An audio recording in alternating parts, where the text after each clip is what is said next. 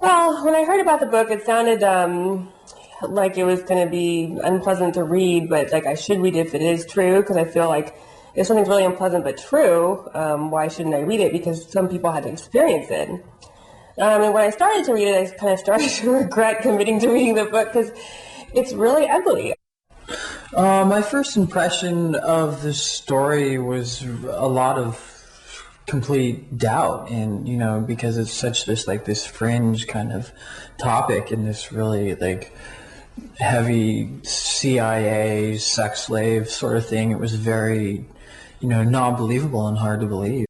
I got the book, started reading it that night, and it was an interesting experience. At first I didn't know how to feel about it. I was oh, this can't be true, or should I even be reading this kind of thing? And, letting these kinds of thoughts and actions into my head, is that safe? Gross at first, scary at times. Obviously when you first hear it through word of mouth, there's a certain sense of disbelief and, doubt. So, no question, doubt was one of the first things that came to my mind. What kind of frightened me most about the book was because it was it was so dense with disturbing things that I almost felt as the more that I read it, I was becoming a little bit more desensitized to the whole thing, and that was a little bit frightening. First of all, I want to thank all of you guys for coming, and this is a great thing for me because I think the goal of this is to interface between Mark and Cathy and people who normally wouldn't attend one of their conferences or who wouldn't get a chance to otherwise meet them.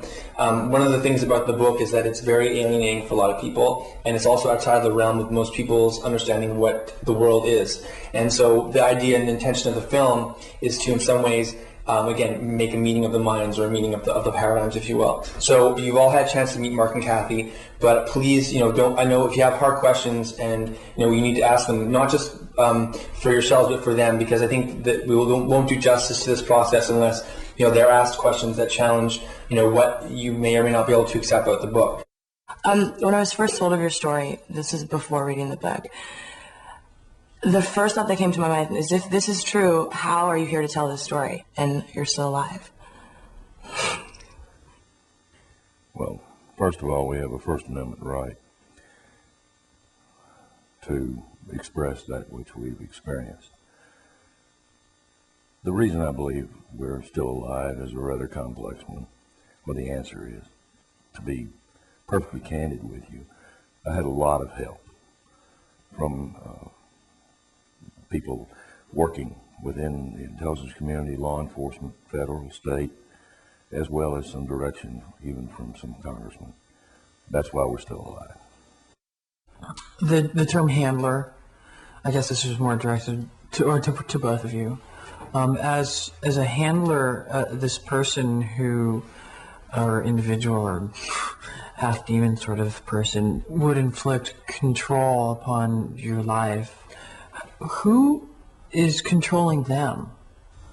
The handlers that I had were associated with the CIA, but most of all, my owner in MK Ultra Mind Control was U.S. Senator Robert C. Byrd, and Senator Byrd directed my activities. He's the one who decided who my handlers would be, and he chose different handlers for certain purposes. My first handler, for example, was for trauma. My second handler was primarily for being able to travel throughout the United States and the Caribbean and Mexico, Canada, in the country music industry. So he chose them according to what they could provide. And as a handler, they followed Senator Byrd's orders, but they were already still associated with the CIA. This is jumping to a totally different subject, but something that wasn't clear to me in the book was your public image and Kelly's public image. I'm not real sure on how Kelly would have been perceived, except that she traveled the country music circuit and was exposed to a lot of people rather than going to school like a normal child. And in my case, my public image was one of someone that was also around the country music industry that was probably some kind of an airhead. And people didn't even bother to talk to me for very long. My answers were like, praise the Lord, with a smile, to pretty much everything, which would it just went nowhere. There's no depth. There was nothing that could even lead into a conversation, so they never would, people wouldn't talk to me any further anyway. They just figured I was just pretty spacey. It's very apparent to me that you guys have a very close relationship and trust for one another and respect for one another. However, to play devil's advocate, what can you tell me to convince me that you're not her handler now, or you're not using some form of mind control right now in terms of your ability to use hypnotism and your connection still with CIA operatives or people in the know? The easiest way to tell is that we have perceptual differences, and if she were under my control, her perceptions would be my perceptions. A handler says, I'll give you a piece of my mind, and in this case, I gave her mind back. In the very beginning, when I would see her mirroring and matching my cliches or my body language or anything else, that was quite a task for me to change these autogenic response systems within myself to what I had seen her exhibit that seemed to be hers.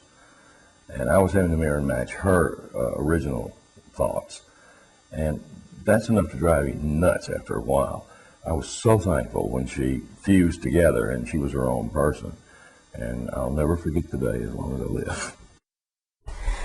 Just for the past couple of minutes, I've been having waves of sadness and panic because I'm starting to believe your story. You know, I think I believe it now, and it just kind of affects me because if it's true, like, what are we supposed to do? You know, like, what would you like us to do to?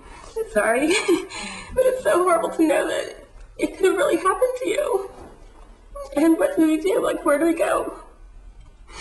You know, what would you like us to do leaving here now?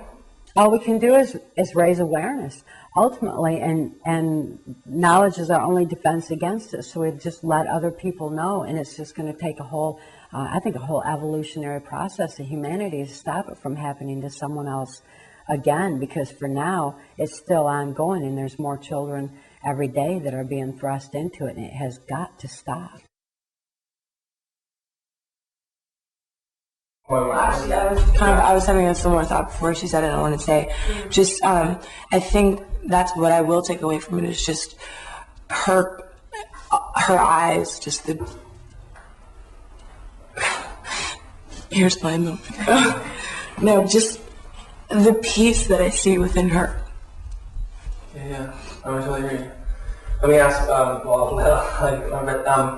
what would you, that piece, like, is it something that you think is uncommon, or think it's only compared to what you read? You know what I'm saying? Well, yeah, I mean, and compared to what I read, I mean, I'm going to tell you the things I imagine in her dealing with it, or picking up those pieces, or, I mean, obviously she didn't know, but just the kind of person that I would be meeting in those preconceptions. So, just, I was completely thrown for a loop, but in a really wonderful way.